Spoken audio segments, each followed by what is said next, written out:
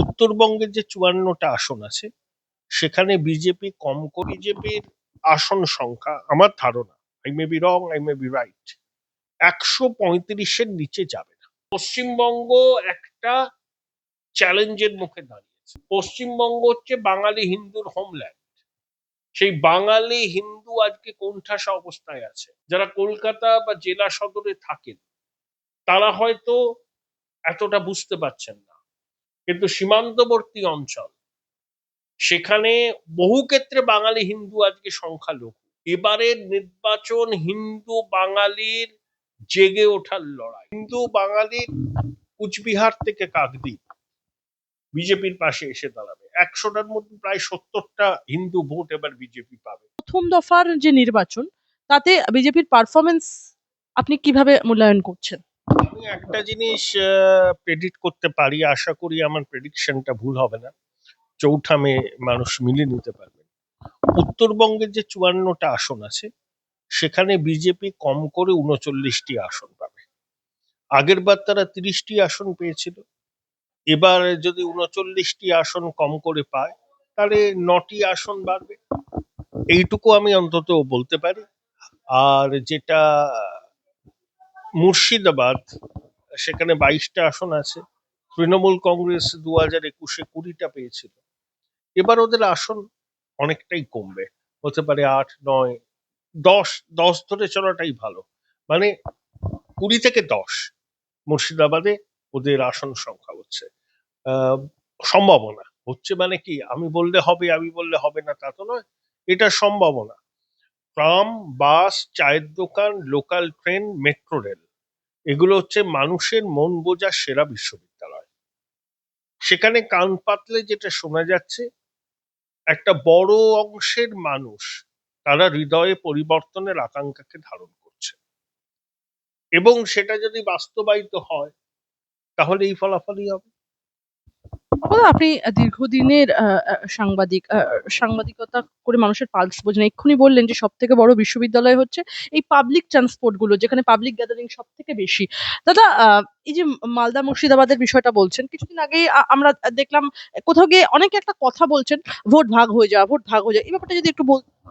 প্রথম কথা, মুসলমানরা এবারও বিজেপির বিপক্ষেই ভোট দেবে, একজোট হয়ে ভোট দেবে, কিন্তু তারা একজোট হয়ে তৃণমূলকে ভোট দেবে না।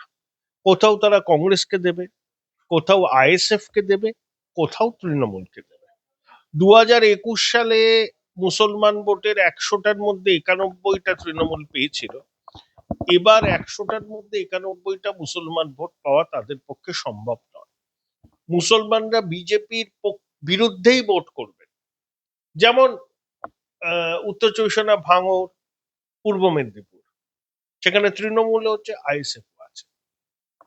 যেখানে মুসলমানরা সংখ্যাগরিষ্ঠ, মানে মোট ভোটারের ৬৫%, সেখানে তাদের তৃণমূল ছাড়া অপশন আছে, সেই জন্য এখানে আইএসএফ। মুর্শিদাবাদের বহু কেন্দ্রে মুসলমানরা ৭০%, ৬০%, সেখানে তৃণমূল ছাড়াও তাদের অপশন আছে কংগ্রেস। মালদাতেও সেটা। কিন্তু যেখানে মুসলমানরা ২৫%, ২৭%, সেখানে তারা আপ ব্লক তৃণমূলকে ভোট করবে। মুসলমান ভোটের প্যাটার্নটা এরকম হবে, যেখানে মুসলমানরা সংখ্যাগরিষ্ঠ, যেখানে তৃণমূলকে ভোট না দিয়ে অন্য প্রার্থীকে ভোট দিলেও বিজেপিকে আটকানো সম্ভব, সেখানে তারা সেভাবে ট্যাকটিক্যাল ভোট করবে। আর যেখানে তৃণমূলকে ভোট না দিলে বিজেপি জিতে যাবে, সেখানে তারা তৃণমূলকে ভোট করবে। কথা, এই যে আমি একটা কথা বলবো, কোন কোন আসনে বিজেপি ঠিক এগিয়ে? আর আপনি বললেন অবশ্যই, এবং তাতে বিজেপির আসন সংখ্যা আমার ধারণা, I may be wrong, I may be right, ১৩৫-এর নিচে যাবে না, এটা ন্যূনতম। এবং উপরের দিকে কতটা উঠবে সেটা আমি কি করে বলবো? যতটা এদিকে তৃণমূল কমবে ততটা ওদিক দিকে বিজেপি উঠবে। এবার পশ্চিমবঙ্গের মানুষ ৬৭ এবং ৬৯ সালে যুক্ত ফ্রন্ট পরীক্ষা নিরীক্ষা হয়েছিল, ব্যর্থ পরীক্ষা নিরীক্ষা, সরকার টেকেনি। ৭২ সাল থেকে ২০২১ পর্যন্ত পশ্চিমবঙ্গের মানুষ কখনো হাং অ্যাসেম্বলি দেয়নি, যাকেই ভোট দিয়েছে ছাপ্পার ফারকে ভোট দিয়েছে। এবারও যা ফলাফল হবে একপাক্ষিক ফলাফল হবে। যদি তৃণমূল জেতে 200-র কাছাকাছি আসন পাবে, যদি তৃণমূল হারে বিজেপি 200 কাছাকাছি আসন পাবে। এর মাঝে কিছু নেই। আমি কেন বললাম 135টার নিচে বিজেপি নামবে না, এটা হচ্ছে বিজেপির বেস। এরপর যত উপরে উঠবে সেটা ডিপেন্ড করবে ওদিকে তৃণমূল কতটা কমবে। অর্কদা, একটা বিষয়, এই যে এই দফার ভোট, এই নির্বাচনে কোন ইস্যুগুলো বিজেপির পক্ষে বা বিপক্ষে কাজ করছে বলে আপনি মনে করছেন? পশ্চিমবঙ্গের রাজনীতিতে বিজেপি হচ্ছে পলিটিক্যালি আনটাচড অ্যান্ড আনকিস ভার্জিন। পশ্চিমবঙ্গের মানুষ বিজেপির শাসন দেখেনি, উত্তরপ্রদেশে দেখেছে, বিহারে দেখেছে, ভারতবর্ষের অন্যান্য রাজ্যেও দেখেছে। পশ্চিমবঙ্গের রাজনৈতিক মাটিতে বিজেপি পরীক্ষিত শক্তি নয়, তাই অন্য রাজ্যে বিজেপি কি করেছে সেটা এখানে বিবেচ্য নয়। যেমন 3,000 টাকা করে মাতৃশক্তির অ্যাকাউন্টে দেয়া হবে। 2, মাতৃশক্তি সরকারি বাসে নিখরচায় যাবে। গর্ভবতী মাতৃশক্তি 21,000 টাকা এককালীন অনুদান পাবে। পুষ্টি কিট দেওয়া হবে। যারা হায়ার সেকেন্ডারি পাশ করে স্নাতক স্তরে ভর্তি হবেন কিন্তু অবিবাহিত আছেন, তাহলে এককালীন 50,000 টাকা পাবেন। শিল্প, কর্মসংস্থান, আইন শৃঙ্খলা, মহিলাদের সম্মান, এগুলো বিজেপির থিম। এবং উত্তরবঙ্গের জন্য আইআইটি, আইআইএম, একটা ক্যান্সার হসপিটাল ইত্যাদি। তাহলে পশ্চিমবঙ্গের মানুষের একটা বড় অংশ মনে করছে যে আমরা 77 থেকে 2026, মাত্র 4 বছর, 4.5 বছর, এবং মমতা বন্দ্যোপাধ্যায় যখন রেলমন্ত্রী ছিলেন 1.5-2 বছর, কেন্দ্রের সরকারের সঙ্গে সুসম্পর্ক ছিল। বাকি সময় বামফ্রন্টের দীর্ঘ জমানায় আমরা কেন্দ্র বিরোধী অবস্থান দেখেছি। কলকাতা জেলা সাহারা রাজ্যের দেওয়ালে লেখা হতো কেন্দ্রীয় বঞ্চনা। মেগা সিটি প্রকল্পের 1827 কোটি টাকা কেন্দ্র দিচ্ছে না কেন?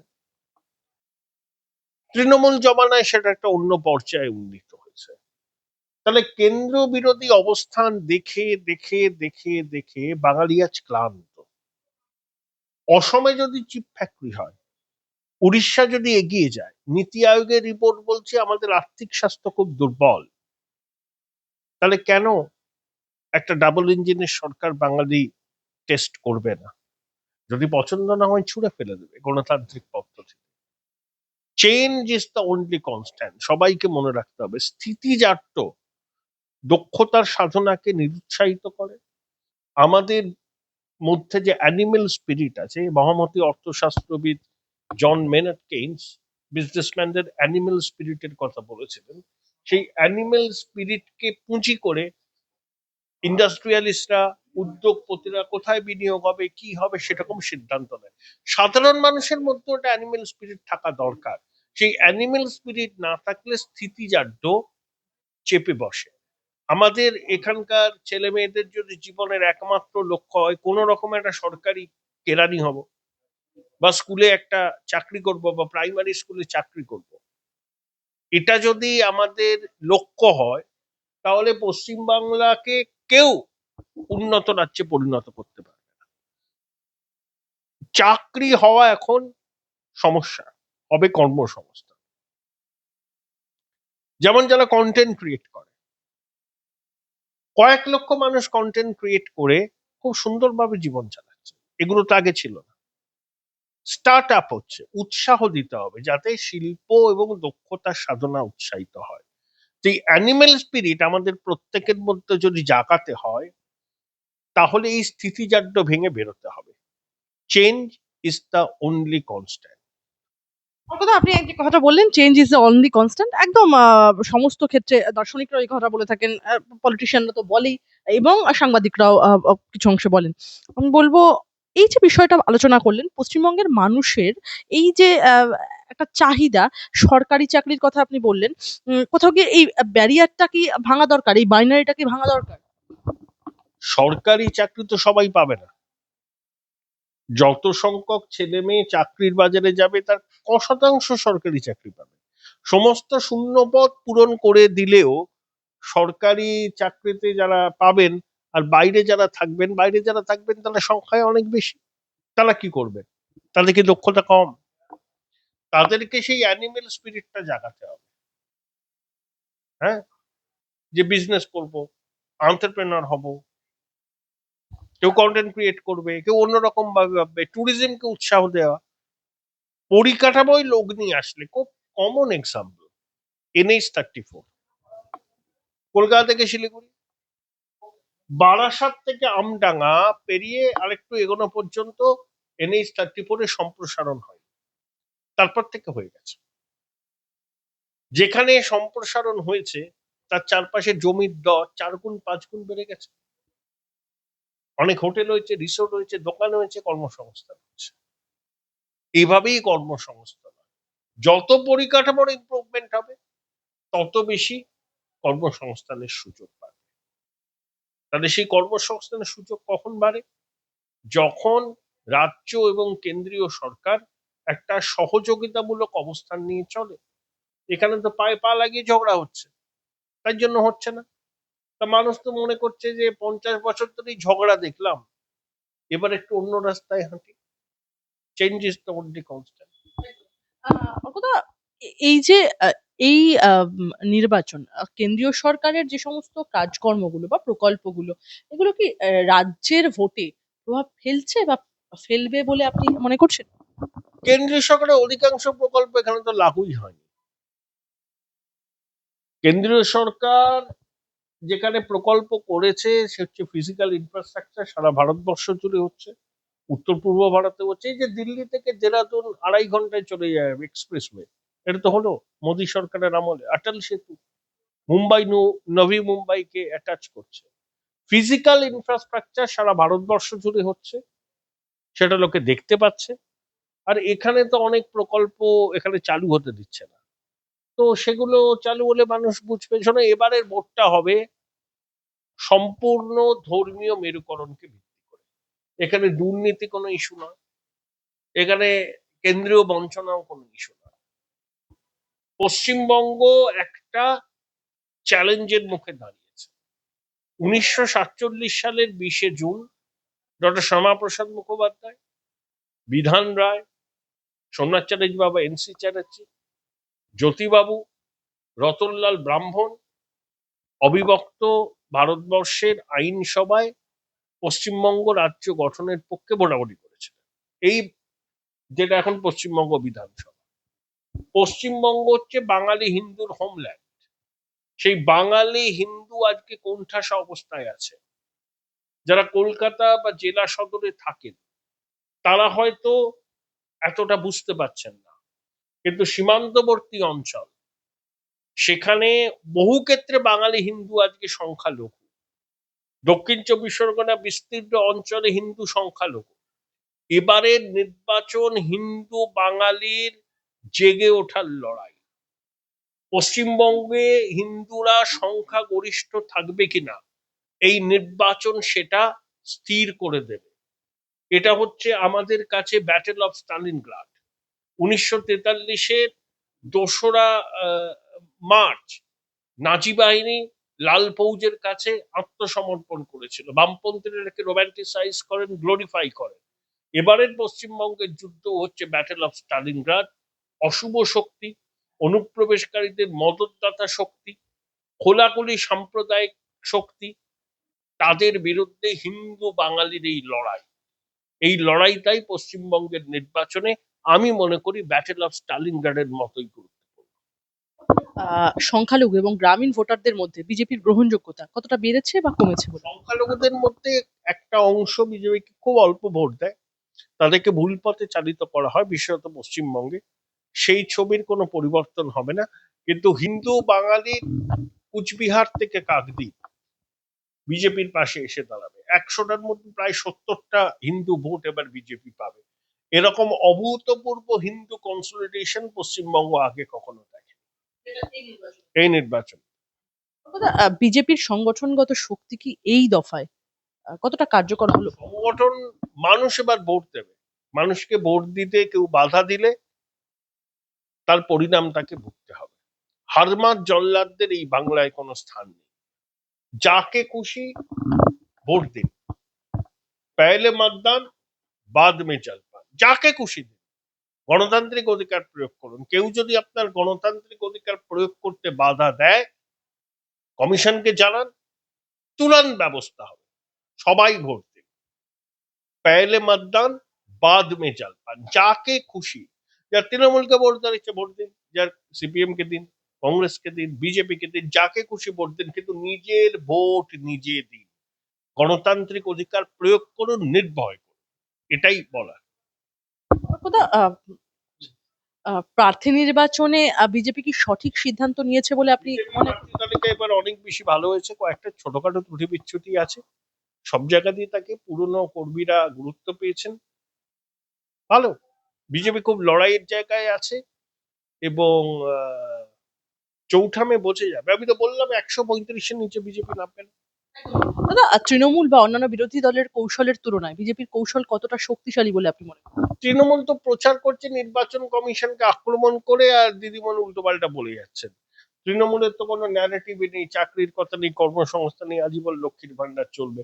আর তো বিজেপি তো সংকল্প পত্রকে সামনে এনেছে, সীমান্তে অনুপ্রবেশ রুখবে বলেছে, সপ্তম বেতন কমিশন চালু হবে, 45 দিনের মধ্যে শূন্য সরকারি পদে নিয়োগ হবে। অনেক পজিটিভ অ্যাপ্রোচে বিজেপি প্রচার করছে। হিংসামুক্ত নির্বাচন কি করানো সম্ভব হবে? কারণ অবশ্যই সম্ভব হবে, কমিশন করে দেখাবে। আমরা দেখলাম রাকেশ সিং একদম কোর্ট এলাকার প্রার্থী, আর তার মিনি পাকিস্তান জিন্দাবাদ এই স্লোগান তার প্রচারের মাঝখানে দেওয়া হলো। অবশ্য ফিরহাদ হাকিম কলকাতা কর্পোরেশনের মহানাগরিক, তিনি বলছেন মানে সাম্প্রদায়িক সম্প্রীতি নষ্ট করার চেষ্টা করছে বিজেপি। আমি তো ওই জায়গায় যাই না, ইকবালপুরে হয়েছে, দুপক্ষকে গ্রেপ্তার টেপ্তার করেছে পুলিশ। হ্যাঁ, ফিরহাদ হাকিমই তো বলেছিলেন, উনি তো বাংলার নতুন আয়াতুল্লাহ, যে এখানে এমন একটা সময় আসবে 50% উর্দুতে কথা বলবে, ইসলাম নিয়ে জন্মগ্রহণ না করলে জীবন বৃথা। তাহলে কে সাম্প্রদায়িক কথাবার্তা বলেছিল সেটা তো ফিরহাদ হাকিম ভালোই জানেন। এখন নতুন করে এইসব প্রসঙ্গে অবতারণার কি? মিনি পাকিস্তান তো উনিই বলেছিলেন। অধ্যাপকদের নিয়োগ করা যাবে প্রিজাইডিং অফিসার হিসেবে, সিঙ্গেল বেঞ্চের রায় স্থগিত করে নির্দেশ দিল ডিভিশন। তো আদালতের ব্যাপার, আদালতের রায় সবাইকে। যেভাবে মমতা বন্দ্যোপাধ্যায় বলছেন, আমি শেষে এটাই বলবো, যেভাবে মমতা বন্দ্যোপাধ্যায় বলছেন যে আহ যারা বিজেপিকে সমর্থন করছে 4 তারিখের পর তাদেরকে খুঁজে বের করে মানে নারকেল নাড়ু খাওয়ানো হবে। অভিষেক বন্দ্যোপাধ্যায় বলছেন রবীন্দ্রসঙ্গীতের সাথে ডিজে বাজবে। কোন দিকে যাচ্ছে? সংস্কৃতিতে রবীন্দ্রসঙ্গীত আর ডিজে একসঙ্গে চলে না। যারা বাঙালি সংস্কৃতির ধারক ও বাহক বলে নিজেদের তুলে ধরছে, তাদেরকে আমি আয়নার সামনে দাঁড়াতে অনুরোধ করব। সেলফ ইন্ট্রোস্পেকশন ভীষণ জরুরি। নির্বাচনী প্রচারে এরকম গরম গরম অনেক কথা হয়, আমাদের দেখতে হবে ভোটে যেন বাংলার মাটি রক্তে না ভেসে, মায়েদের আর্তনাদ যাতে শোনা না হয়। জনাদেশ সবাইকে মানতে হবে, একজন শাসক হবেন, একজন বিরোধী হবেন। তৃণমূল যদি জেতে শাসক হবে, বিজেপি বিরোধী হবে, বিজেপি জিতলে বিজেপি শাসক হবে, তৃণমূল বিরোধী হবে। একটাই প্রশ্ন করবো আপনার কাছে, উধাও ডিসি শান্তনু বিশ্বাস, বাড়িও ফাঁকা, বাড়ছে ধোঁয়াশা। মানে এ তো বোঝাই যাচ্ছে কালীঘাট আর ক্যামাক্সট্রিট সবকিছু নিয়ন্ত্রণ করে। যে ডিসি পদমর্যাদার অফিসার, যে মুখ্যমন্ত্রীর নিরাপত্তার দায়িত্বে থাকে, সে লাপাতা হয়ে গেল। একজন পুলিশের কর্মীরা ডিএ পায় না, একজন পুলিশ অফিসারের 30 কোটি টাকার সম্পত্তি। এটা বাংলার পুলিশের ভাইয়েরা বোনেরা দেখুন, দিদিরা দেখুন, আপনাদের বদনাম হচ্ছে এদের জন্য।